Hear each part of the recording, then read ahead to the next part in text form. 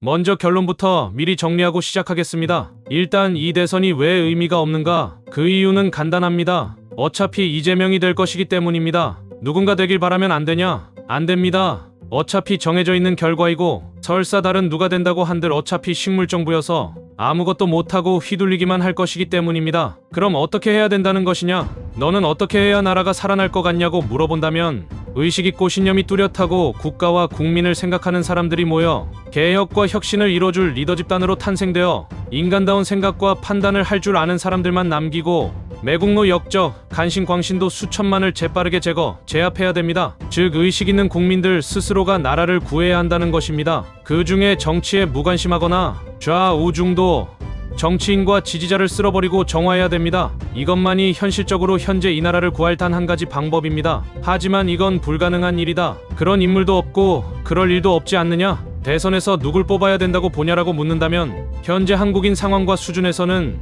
나라가 연명하는 방법이 그나마 유일한 희망인데 그 방법은 누가 되든 좌파만 뽑히지 않으면 됩니다. 이게 결론이고 이제부터 그 이유에 대해서 자세하게 다뤄보도록 하겠습니다. 좌파든 우파든 중도든 뭐든 끝까지 잘 들어주시길 바랍니다. 참고로 저는 우파가 아닙니다. 중도도 아닙니다. 당연히 좌파도 아니에요. 후반부에는 우파에 대한 비판 내용도 있습니다. 먼저 왜 이재명이 될 거라고 생각하는지 말씀드리겠습니다. 좌파 최소 득표율이 35%인데 더해 선관위도 이미 한통속이라 사전투표와 기존 선거 방식을 강행하면 사실상 선거하는 의미가 없습니다. 좌파들이 누굽니까? 자기들에게 조금이라도 손해가 될 것 같으면 가만두질 않고 조금이라도 자신들의 적이라고 생각하면 물어뜯고 누군가를 털어 자신들이 이득 볼 것 같으면 탈탈 터는 게 좌파입니다. 그런데 선관위를 비유한다?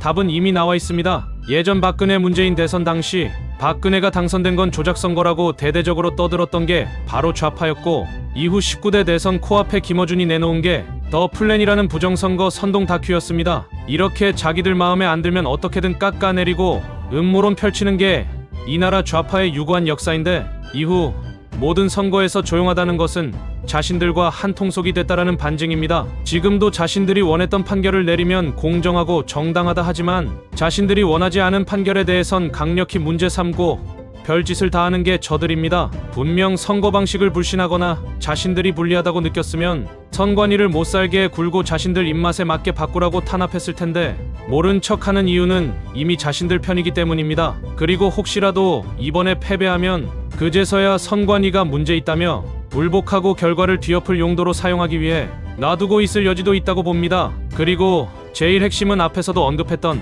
최소 35%의 절대 지지층이 있기 때문입니다. 까놓고 저 지지자들은 이재명이 대선 토론에서 급발진하여 확 찢어버릴까 하거나 드럼통에 한번 들어가 볼래? 라고 하더라도 절대 지지를 해줍니다. 오히려 그럴만했다. 속이 뻥 이러면서 지지해 줄 겁니다. 아니면 실제로 큰 범죄 사실이 밝혀진다 하더라도 그들은 허위 가짜뉴스라고 외면하거나 상대 측에서 사람을 심어놔서 당한 거라고 하거나 그 행위에 대해 정당하다며 오히려 옹호해주거나 등등 어떻게든 절대 지지하는 광신도들이기 때문입니다. 누가 나와도 기본 35%를 깔고 가는데 위의 내용까지 더하면 사실상 다른 사람이 당선될 확률은 희박합니다. 그리고 35%에 대한 근거는 19대 20대 대선 결과와 총선 결과 보궐선거 결과 등과 함께 서결이 탄핵 심판 결과 당일 실시간 조회수 및 댓글 수 등을 유추했고 더불어 제 주위 사람과 경험을 합쳐서 내린 결과입니다. 이 내용에 대해서는 후반의 좌파 우파 비판 내용에서 다시 다루겠습니다. 이처럼 왜 이재명이 어차피 되는지와 함께 자연스럽게 다른 후보가 안 될지도 설명이 됐다고 봅니다. 이길 수 없는 정해져 있는 결과이기 때문이죠. 그리고 설사 기적적으로 이긴다 한들 누가 무슨 수로 저들의 횡포를 이겨내고 나라를 운영합니까? 어차피 누가 되든 아무것도 못합니다. 지금 현 체제로는 그 어떤 정책도 펼치지 못하고 지금까지와 같이 다수석을 이용해 회방 놓을 것입니다. 즉 이겨도 아무것도 기대할 수가 없다는 말입니다. 김문수나 이준석이 대통령 되면 좌파에서 아이고 대통령님 하며 슬슬 기겠습니까? 그렇기 때문에 지금 대선은 하나만 아이고 선거나 할 때가 아니란 것입니다. 어차피 언제일지만 차이 날 뿐 결국 좌파에서 집권하게 되고 나라가 망하는 건 피할 수 없습니다. 지금 토론을 하고 누구의 공약이 더 좋고 누가 말을 잘하고 이런 걸 비교해보고 따지는 게 의미가 없다는 말입니다. 그리고 말로는 뭔들 못합니까? 애초에 국정 운영을 잘 할 수 있는 사람이 돼야지 말만 잘하는 사람이 대통령 하는 게 아니지 않습니까? 아무리 뛰어난 화술로 당선된다 한들 국정 능력이 없으면 의미가 없고 아무리 국정 능력이 뛰어나다고 한들 어차피 국회에서 협조 안 하면 허수아비일 뿐입니다. 그래서 나라를 구할 유일한 방법은 인구수 1%도 안 되는 소수의 통찰력 있고 우국 충정의 뜻을 가진 선구자들이 모여서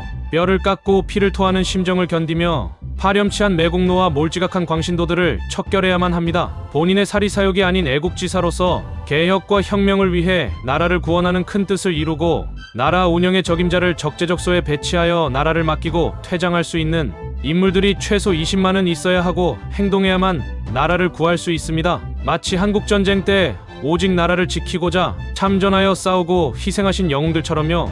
이에 대해서 절대 그건 안 된다, 내전이다, 사륙이다, 폭력은 안 된다 같은 이런 시대착오적 주장을 한다면 나라가 망해서 거지처럼 살든 노예로 끌려가든 실험체로 쓰이든 본인의 운명을 천천히 맞이하면 됩니다. 6.25 때는 뭐 한다고 싸웠습니까? 그냥 북한 공산당이 지배를 하든 말든 아무리 그래도 같은 민족에게 어찌 총과 포를 쏘면서 폭력으로 대항하고 사륙을 하는 전쟁을 벌였냐고요. 그리고 도탄에 빠지고 민심이 바닥난 나라를 주도하여 새로운 나라를 건국을 이뤘던 왕건과 이성계는 인간답게 현자답게 말로 설득하지 못하고 피로써 찬탈한 짐승만도 못한 인간들이네요. 그죠? 조선도 왜 도태되고 결국은 망하여 식민 지배를 받는 최후로 막을 내렸는지 다들 아시지 않나요? 나라를 위해 뭔가 추진을 하고 개혁하려고 하면 자신들의 권력과 안위만을 위해 허구한 날 유교 성리학 명나라 사대를 명분으로 회방을 놔서 훈민정음도 힘들게 만들어 반포하지 않았나요? 명나라는 우리의 군주이며 아버지의 나라라며 이래서 안 돼, 저래서 안 돼 하고 성리학에서 이렇게 말하는데 어찌 감히 그럴 수 있냐며 과학기술 발전이나 국가 개혁을 방해했던 사람들과 뭐가 다릅니까? 사람은 쉽게 잘도 죽였으면서 유교적 가치관에 따라 인체 해부는 절대 있을 수 없다며 금지하고 그로 인하여 의학도 발전하지 못했습니다. 그 시대의 그릇된 가치관으로 인해 더 나아질 수 있던 기회들을 모두 잃어버리고 지하철이 개통되고 비행기가 날아다닐 때 지게를 메고 다니는 도태된 나라가 되지 않았습니까? 그러다 최후는 여러 강대국들에게 유린당하다가 결국은 나라를 잃고 식민지배를 받게 되지 않았냐고요. 지금도 나라를 구할 유일한 방법을 앞뒀음에도 상황에 맞지 않은 법칙에 매몰되어 세상을 제대로 읽지 못한다면 그 수준에 맞는 결말을 맞이하는 수밖에 없습니다. 사실 제대로 된 가치관과 신념을 가졌으며 나라를 위해 행동할 사람은 현재 이 나라에 1000명도 안 된다고 생각됩니다. 결국 멸망은 피할 수 없다는 게 결론입니다. 유일한 길이지만 이룰 수 없는 길. 그나마 조금이라도 이 혼란스러운 상태에서라도 연명하려면 누가 됐든 좌파만 아니면 됩니다. 아직까지 이재명을 포함한 누구를 뽑아야 될지 고민 중이시라면 그냥 투표를 하지 마세요.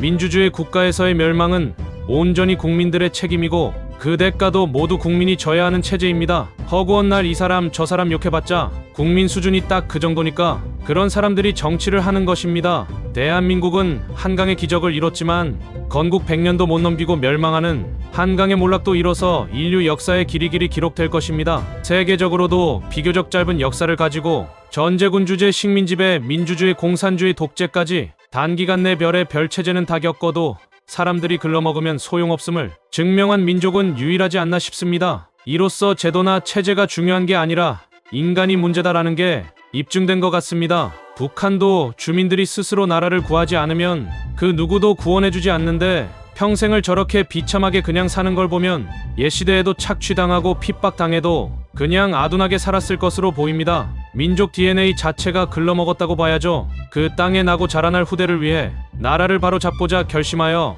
탈북한 사람들처럼 목숨을 걸고 스스로가 쟁취해야 하는데 세상이 좋아지기만을, 누군가가 바꿔주기만을, 일어날 일 없는 꿈을 그저 기다린다면 그 세상은 오지 않는데 말입니다. 지금의 대한민국도 같은 처지지만요. 이제부터는 좌파와 우파의 문제에 대해서 심도 있는 이야기를 해보도록 하겠습니다. 물론 아시는 내용도 많을 수 있습니다. 맹목적 좌파 광신도가 전국민의 35%, 맹목적 우파 광신도가 전국민의 15%, 이 50%가 이미 사람이 아니라 생물로서의 지성도 갖추지 못한 사회의 암적 존재들입니다. 사실 이 두 집단은 내세우는 명분이 다르고 서로를 싫어해서 그렇지 생각이나 수법이 같습니다. 극과 극은 통한다는 말이 바로 딱 두 집단에서 찾아볼 수 있는 현상이죠. 마치 조선시대 살인들이 자신들 세력을 모아 자신들만의 명분을 내세워 상대방을 탄압하던 붕당 정치와 같죠. 각자의 시각과 비전에서 의견은 대립되어도 국가와 국민이 더 나은 길을 가도록 논의와 검증을 통해 결정한다는 절차와 목적 아래 운영하는 그런 이상적인 정치는 기대조차 할 수 없습니다. 하지만 저 두 광신도 집단의 크기가 현저히 차이가 나고 비록 그군은 엄청 문제가 많다 하더라도 좌파처럼 나라 자체를 무너뜨리고 팔아먹을 생각은 없습니다. 좌파는 이 나라가 북한처럼 돼서 나라 전체가 가난에 허덕여도 자신들이 권력만 차지하면 된다는 기조인데 반해 그군은 누가 비참하게 살든 어떤 부당함을 겪든 상관없지만 자신들이 꿈꾸는 발전되고 좋은 나라에서 자신들끼리만 특혜와 특권을 누리고 사는 걸 바라는 거라 굉장한 차이가 있습니다. 그렇기에 좋든 싫든 현재 좌파는 절대 안 된다는 겁니다. 양쪽의 행적들을 보면 어떤 집단인지 보입니다. 먼저 좌파의 행적을 본다면 수법이 비열하고 목적을 위해선 인간의 일말의 양심 따윈 개나 줘버린 그야말로 벌레만도 못한 위선과 기만술로 점철된 것을 알 수 있습니다. 마치 자신들은 약자를 위해 피해자를 위하는 척 의로운 척 정의로운 척 가증스러운 쇼로 사람들을 선동하고 이용하는 악질입니다. 최근에 나온 여러가지 내용들을 살펴보면 주한미군 사령관 인터뷰나 좌파 매체인 BBC 채널에서도 한국이 어디로 가야 할지를 귀뜸해주고 있고 서해 구조물이나 중국에서 서울 땅을 매입한 것을 보면 중국인 개인이 산 것도 아니고 그야말로 중국이란 국가가 소유하고 있어 큰 논란이 있습니다. 거기에 더해 법으로 금지된 군사시설을 중국인이 수차례 촬영하였고 이에 대해 아주 관대하다 못해 자비가 넘치는 행위를 보여주고 있습니다. 허구한 날 사소한 거 하나하나 일본에 대한 반감은 잘도 부풀리면서 정작 중국이 침범하고 장악해가는 것에는 이상할이 많지 아무런 대응을 안 하지 않습니까? 정말 국가를 위하고 우리를 짓밟은 일본에 분노한다면 당연히 우리의 국토를 짓밟고 국민들을 수없이 죽이고 고통을 준 북한과 중국에도 광분을 해야 되는 게 이치에 맞지 않습니까? 하물며 현재까지도 우리나라에 대한 문화적 약탈과 실질적 침범을 하는 중국에게 대처가 없다는 것은 일본을 그저 구실과 명분으로 이용해 먹었다는 것을 증명하는 셈입니다. 독도를 자신들 것이라고 했을 때의 그 분노 이상으로 중국의 분노를 해야 정상적인 한국인 아닙니까? 일본이 김치와 한복을 자신들 것이라고 우기고 우리 군사시설을 무단으로 촬영해 수집하며 동해에 인공구조물을 만들고 서울의 토지를 일본 국가가 소유한 게 발견됐다면 좌파 지지자 여러분들 가만히 있었겠습니까? 만약 이런 상황에 대해서도 그게 뭐 어때서라며 일본이 좋고 일본이랑 잘 지내야 한다 했다면 토착외군이 일봉이니 매국론이 온갖 비난을 했을 거잖아요. 그런데 지금 중국의 저런 행위에 대해서 그리고 좌파가 중국을 대하는 행위에 대해서 아무 생각이 없으시잖아요. 그럼 당신들이 말한 것처럼 당신들은 토착중거 중뽕 매국노입니다. 거기에 더해 현재 실질적 국가 위기를 초래하고 있는 상황에서 거기에 가담하고 있으니 좌파와 그 지지자들은 을사오적을 아득히 뛰어넘는 역적 매국노들입니다. 당신들은 어디 가서 범죄자든 매국노든 욕할 자격이 없습니다. 그리고 좌파의 가증스러운 쇼를 몇 가지 보자면 생각 없는 여성들 표 쓸어 먹으려고 평소 같으면 여론이 뜨거운 성범죄 사건에는 철석같이 들러붙어 나서고 말도 안 되는 여성 정책을 펼치며 여성 친화적인 척했지만 박원순 성추행 사건 터졌을 때 어땠습니까? 잘 덮고 묻고 가려서 지나가지 않았습니까? 자신들이 필요할 때만 움직이고 자신들이 불리하다 싶으면 덮고 가는 게 이들의 진면모입니다. 그들과 함께하는 여성단체도 그들과 한 통속이어서 좌파가 불리한 곳에선 일절 나서지 않습니다. 또한 남성들의 억울하고 부당한 사건에 대해서는 절대 나서지 않습니다. 좌파가 동탄 성범죄 무고 사건에 나섰습니까? 나서지 않았습니다. 왜냐? 무지성 여자들 표가 2천만에 달하기 때문입니다. 그만큼 나라를 올바르게 운영하고자 하는 의지는 없이 나라를 헤쳐먹을 생각밖에 없기 때문입니다. 서해 공무원 사망 사건이나 여중대장 고문치사 사망 사건에는 입 다물고 있는데 최상병 사건에는 득달같이 물고 늘어졌었습니다. 이유가 뭘까요? 바로 자신들에게 이득이 될지 안 될지 계산이 끝났기 때문입니다. 그들이 정의로워서 그걸 계속 파헤쳤다고 생각하십니까? 이용하는 겁니다. 피해자와 유가족을 도와주려고 그러는 게 아니라 그들의 억울함과 고통을 이용해 민심을 이용해 자신들의 입지를 다져 영향력을 키우기 위함입니다. 물론 군입대에서 죽은 장병의 안타까운 죽음에 진상규명을 하고 그에 따른 책임을 져야 하는 처벌이 이뤄지지 않고 덮으려 했던 것은 분명한 문제입니다. 그렇게 덮어주고 감싸주고 자기들끼리 책임 회피시켜주며 권력 유지하려는 모습 때문에 우파에 대한 반감이 하나씩 생기는 것이고 지금의 무지성 좌파는 그게 쌓여서 광신도들이 양성된 겁니다. 하지만 웃기게도 좌파에서 대놓고 똑같은 권력형 범죄 비리가 드러나도 그 지지자들은 개의치 않습니다.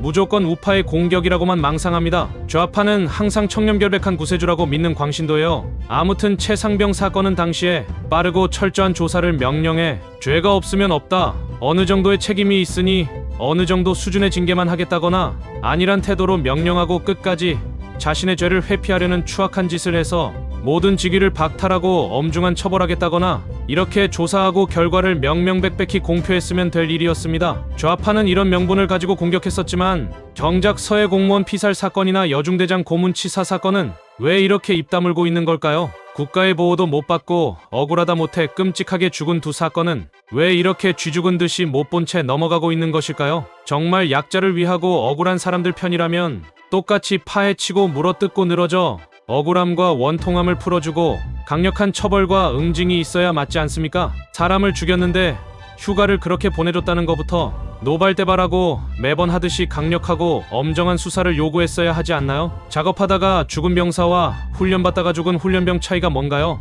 없습니다.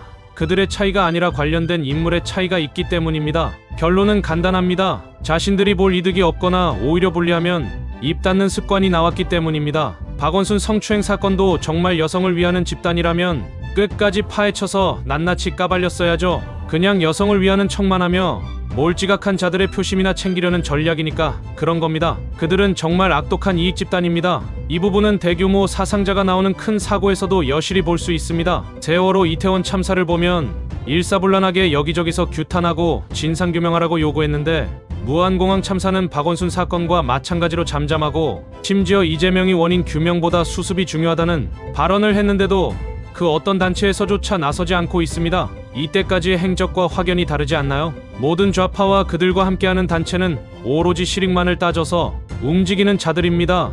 약자와 서민들을 위하는 이들이 아니라 약자와 서민들을 무기로 방패막이로 내세워 자신들의 권력을 취하는 집단입니다. 이렇게 자신들의 행동에 문제를 제기하고 비판을 하면 하찮은 감정적인 선동을 하며 선동된 사람들을 통해 항상 곤란한 상황을 모면하고 오히려 역공하는 저열하고 비겁한 수만 도왔습니다. 문제는 이게 통하는 사회라는 게 가장 큰 문제지만요. 하다 아예 입 밖에 끄집어내지도 못하게 성역화하여 공산당식으로 도덕적으로나 법적으로나 문제되게 만드는 행위도 해왔습니다. 그리고 식민지배를 받으면서 수탈을 당하고 많은 이들이 고통받고 죽었음에 정말로 분노한다면 나라를 침략해 우리의 터전을 쑥대밭으로 만들고 우리의 역사에서 가장 많은 목숨을 앗아간 한국전쟁의 원흉 북한과 중국 공산당에게 더 분노하고 친일 부역자들 청산처럼 공산당 부역자 청산도 강력히 추진해서 끝까지 색출해 처벌을 했어야 하는 거 아닌가요? 공산당 앞잡이들을 지금도 발굴해서 인명사전을 만들어 역사의 심판을 받게 만들어야 했는데 왜 좌파들은 그러지 않는 것일까요? 절대 이들은 서민의 편도 약자의 편도 아닙니다. 절대로 국가와 국민의 편도 아니고 정의롭지도 않습니다. 서민과 약자를 이용해 나라를 전복시키려는 자들입니다. 그들을 지지하는 건 매국노가 되는 것입니다. 하지만 저 광신도들은 아무리 알려줘도 대화가 통하지 않고 설득이 되지 않는 존재들이더라고요. 또한 IMF로 국가와 국민의 삶이 휘청이는 와중에 국민들은 자발적으로 나서서 국가 위기를 돕고 있는데 대통령으로서 자국의 상황에 더 집중하고 자국민을 더 살펴야 할 때 말도 안 되게 대북 정책을 펼쳤습니다. 자국민은 IMF의 후유증을 앓고 있는 시기에 햇볕 정책을 펼치고 대북 송금도 하며 자국민보단 북한 정권이 먼저다를 실행하였습니다. 이 얼마나 비정상적인 현상이란 말입니까? 좌파들처럼 자신들이 선이고 우파는 악이다. 이런 무지몽매한 주장이 아니라 좌파는 국가와 국민의 편이 아니라는 말입니다. 우파가 선이다 옳다가 아니라 더 이야기할 게 많지만 길어지니 마지막 하나만 더 이야기하고 좌파에 대한 이야기는 넘어가도록 하겠습니다. 후쿠시마 원전수로 한참 시끄러웠던 적이 있었습니다. 그 시기에 수산시장과 업계는 위기를 맞이했었습니다. 그 수산시장의 피해를 누가 줬습니까? 전문가들이 그렇게 설명해줘도 왜 사실을 왜곡해 거짓 선동하여 정치적으로 이용해 먹냐니까요. 그렇게 수산물을 꺼려지게 만들어 수산업 관련 사람들이 다 피해를 입지 않았습니까? 그렇게 떠들어대던 삼중수소가 알고 보니 오히려 서해에 중국에서 방류되는 수치가 더 높았다는 게 밝혀지고 나서야 입 다문 게 바로 좌파입니다. 그러고는 지금까지 언급도 하지 않고 그들의 광신도들도 언제 그랬냐는 듯이 입 닫고 살고 있습니다. 이처럼 자신들의 행위에 거리낌이 없고 죄책감 없이 자신들에겐 한없이 관대의 책임이란 걸 느끼지 않습니다. 좌파 우파 똑같이 지들밖에 모르고 권력 다툼이나 하는 나쁜 놈들인데 한쪽은 거기다 더해 위선의 기만으로 날 속여 이용해 먹는다면 누가 더 나쁜지 알아야 하지 않나요? 이제 우파에 대해서 한번 알아봅시다. 앞에서 좌파에 대한 많은 비판을 하였지만 극우도 역시 척결이 시급한 존재들입니다. 왜 무지성 좌파 추종자들이 생겼는지는 우파들의 가치관과 행적을 보면 저렇게 될 법하다고 느껴질 정도입니다. 그리고 좌파랑 하는 짓도 똑같은 게 지들끼리 허위 사실을 퍼뜨리고 맹신하며 자신들의 주장에 지적을 하면 무지성으로 중국인으로 몰고 가는 광신도 짓을 남발하고 다녔습니다. 그리고 사회생활을 안 하는 건지 눈치가 없는 건지 항상 자기는 살면서 좌파를 못 봤다며 여론 조작이다, 중국인이다, 댓글 부대다 이러면서 실제로는 우파가 더 많다는 헛소리를 많이 합니다. 무지성 좌파가 왜 35%나 되는지 나중에 다룬다고 했었는데 지금 이야기해보자면 사람이 많은 민간기업, 공기업 공무원 대부분의 집단에 가면 좌파가 대다수였기 때문입니다. 25년이 넘는 직장 생활을 여러 곳에서 해보고 현재도 이전 직장 동료들과 연락을 하면서 지내고 있는데요. 지금 직장도 마찬가지지만 40대 이상은 최소 90%가 좌파인데 도대체 어디서 뭘 하길래 좌파가 없다는 건지 이해가 안 됩니다. 일단 여자는 나이랑 상관없이 대부분이 좌파이고 제 지인이나 친구들도 대부분이 좌파입니다. 제가 알고 지내는 사람들 중에 경상도 사람이 제일 많은데 경상도 사람 중에도 우파는 거의 없었습니다. 아니 극렬한 좌파가 더 많았습니다. 수도권 사람이 그 다음으로 많은데 마찬가지입니다. 전라도 사람도 어느 정도 아는데 당연히 우파는 없습니다. 근무 중에 실제로 김어준 같은 채널 보고 있거나 본 걸 이야기하는 아재들이 태반이고 여자들은 그냥 묻지도 따지지도 않고 무조건 우파에 대한 반감을 가지고 있습니다. 이게 현실인데 현실 파악을 못하고 망상에 빠져있는 모습이 결이 다를 뿐 망상 속에 사는 좌파들이랑 다를 바가 없습니다. 이런 우파들은 인터넷상에서 많이 보이고 태극기 부대 집회 등에서나 많이 보입니다. 선거를 하면 반반 정도는 나오는데 왜 우파가 적다라는 거냐라고 한다면 우파라서 국힘을 찍어주는 게 아니라 그저 민주당의 행태가 문제라서 표를 주는 거지 우파라서 표를 주는 사람은 그리 많지 않습니다. 탄핵 선고 당일 시청자 수만 봐도 확연하게 차이나는 게 보이지 않습니까? 좌파 지지자들은 좌파 채널과 매체에 몰려가서 광신도답게 그 시간에 모여서 온라인 집회를 하고 있는데 우파들은 우파 채널이나 매체에 거의 없었습니다. 이게 현실이에요.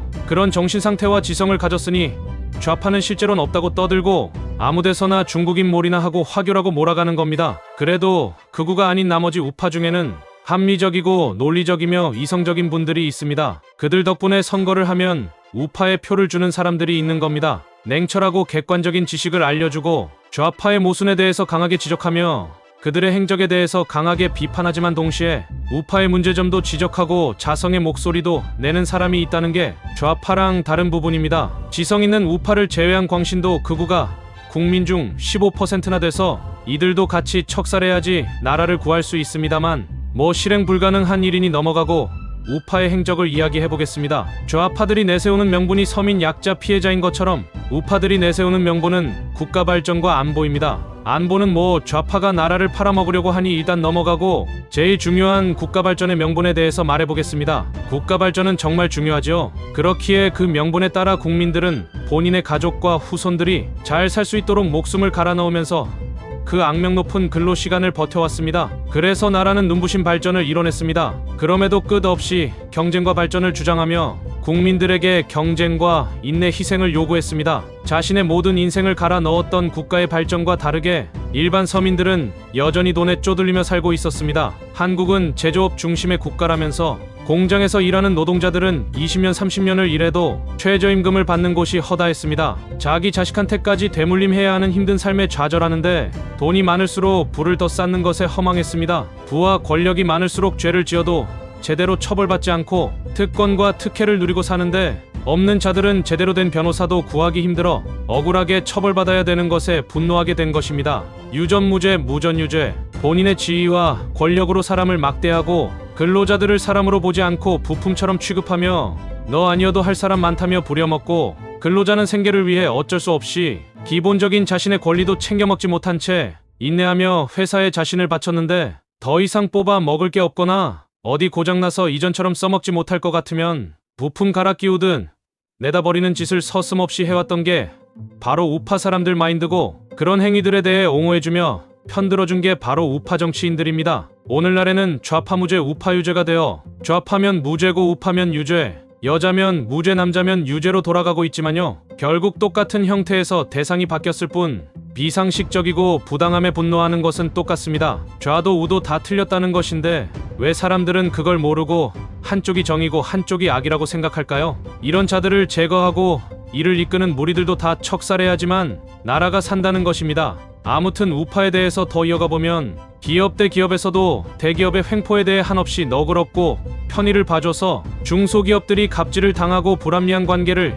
이어나가는 경우가 많았습니다. 대부분 국가 경제를 이야기하며 덮어주고 세상은 원래 그런 거라며 당연하다는 듯 여기고 꼬우면 네가 사장에 꼬우면 너도 그렇게 해. 꼬우면 너도 대기업 만들어. 이딴 식의 발언들을 남발했습니다. 부당한 불공정 거래에 대한 문제를 이야기하면 뭐가 문제냐 꼬우면 너도 하라는 망나니 같은 말을 해대서 그런가 그 말대로 좌파들이 저렇게 막 나가는 게 아닌가 싶습니다. 또 다른 방식으로는 분명 의도를 가지고 일부러 곤란하게 만들어 놓고선 그에 대해 항의를 하거나 불만을 토로하면 그럼 법대로 하자고 하는 식으로 나오며 법원에서 판단할 일이라고 하며 소송을 준비합니다. 처음부터 꿰뚫어보고 그런 상황을 다 알지 않는 이상 계약 사항을 계약 당시에 힘없는 중소기업 입장에서 면밀히 살피는 건 우리나라에서는 쉽지 않습니다. 그리고 소송이 진행된다면 대기업 상대로 법으로 이기는 경우도 드물지만 작은 기업은 소송기간만으로 거의 사업은 물론 인생까지 끝장날 수 있습니다. 이런 체계로 인해 단지 힘이 약하면 일방적으로 당해야 하는 게 우파식 논리였습니다. 지금은 남자라서 일방적으로 부당함을 당해야 하는 것에 분노하는 거랑 같은 이치입니다. 정상인은 우파고 좌파고 뭐고 간에 비합리적이고 부당함에 분노합니다. 남자건 여자건 상관없이 잘못한 사람을 벌하길 원합니다. 가난하다고 피해자고 부자라고 가해자가 아닙니다. 사건의 진상을 명백하게 밝혀 잘못한 사람이 혼나고 처벌받길 바라며 누구든 인간으로서의 기본적인 도리와 예의, 존중과 배려, 쉽게 말해 매너가 있기를 바라는 겁니다. 하지만 대한민국 현재 모습은 어떻습니까? 학생이라고 선생님한테 갑질하고 여자라고 남자한테 갑질하고 이등병이든 알바든 회사 신입이든 자신한테 뭐라 하면 부당한 짓이나 괴롭힘 했다고 갑질하고 결국 악랄하고 영악한 사람들이 망쳐놓고 피해주는데 착하고 선량한 사람이 피해를 입고 고통받는 것입니다. 철들어서 바뀌는 경우도 많지만 태생이 글러먹은 인간은 알바를 할 때도 주위에 많은 피해를 주고 사장이 돼서도 바뀌지 않고 피해를 만듭니다. 자기위주의 사고방식을 가졌기 때문에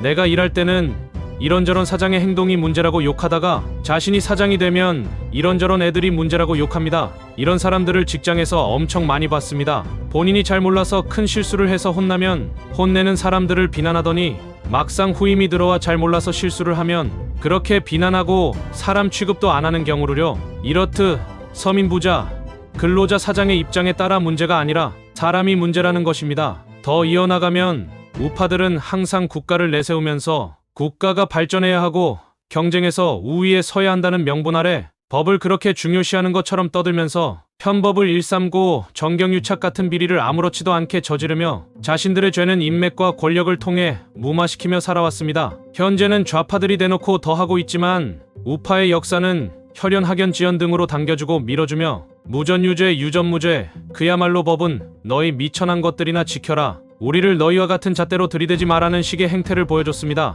앞에서는 논리적이고 합리적인 척, 배운 척하며 사람들에게 자신의 이미지를 주입시켜 놓고 실상 본인은 야비하고 영악하게 사는 게 우파의 유구한 역사입니다. 마치 좌파에서 서민을 위하는 척 약자를 위하는 척 하는 것과 일맥상통한 것이죠. 여성운동 한다면서 성범죄를 일삼는 것을 봐도 되고요. 결국 저렇게 내세우는 것은 각자의 명분이고 각자의 무기일 뿐입니다. 수많은 사람들의 피와 땀으로 기업과 국가가 발전했는데 그 결실은 일부가 편취하여 같이 나누지 않았습니다. 이는 마치 한국증시처럼 그 회사에 투자한 투자자들은 어찌되든 상관없이 물적 분할을 하여 본인들 배만 채워 기존 주주들 엿먹이고 배당금을 형편없게 주는 것이 그와 같죠. 이게 다 우파식 사고관념에 입각한 것입니다. 나만 잘 먹고 잘 살면 된다. 저리 싫으면 중이 떠나라. 꼬우면 너도 해라. 법상 아무 문제 없잖아. 이렇게 해야 기업이 돈 잘 벌고 기업이 잘 벌어야 경제가 살지. 이런 신념을 가지고 살아가는 게 우파입니다. 그래서 그렇게 좌파 지지자들이 공평을 부르짖는 것이지만 좌파 정치인들은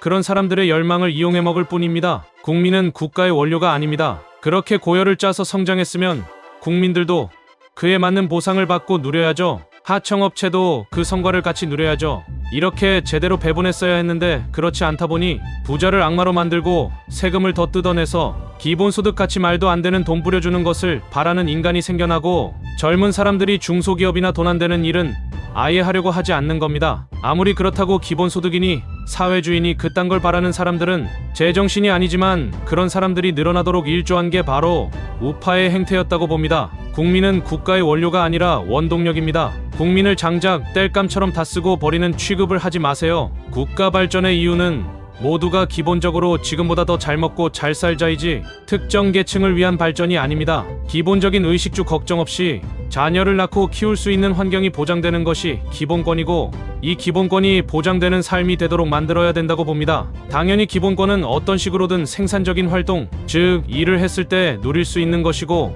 아무것도 할 의지도 없고 하기 싫어서 아무것도 안 하는 사람들에겐 주어지지 않아야 합니다. 상황이나 여건상 부득이한 경우에만 선별적 복지만 허용하고 일하지 않는 자에게는 어떠한 지원도 있어선 안 됩니다. 여기서 이만 줄이도록 하겠습니다. 하고 싶은 말들은 엄청 많지만 줄이고 줄여서 5시간 정도의 분량이 나왔었는데 그마저도 설명까지 쭉 늘어지고, 대선이 이제 코앞인데 업로드가 너무 늦어지는 게 좀 그러네요. 오탈자 검수나 글의 맥락이 이어지는지 확인하는 게 너무 길어지다 보니 힘들어서 도저히 안 되겠습니다. 핵심은 처음에 언급했다시피 어차피 이재명이 당선될 거고 다른 사람이 된다 한들 아무것도 못할 것이지만, 그래도 일단 연명이라도 해보고 싶다면 좌파만 피해서 표를 줘보세요. 다른 누가 되는 게 이루어질진 모르겠지만요. 광신도들이 넘쳐나는 이 나라에 국민 통합같이 허울 좋은 말은 아무 의미가 없고, 정말 나라를 구할 방법은 비정상적인 인간들을 척결하는 방법밖에 없다는 것입니다. 아무리 좋고 체계적인 제도를 만들어도,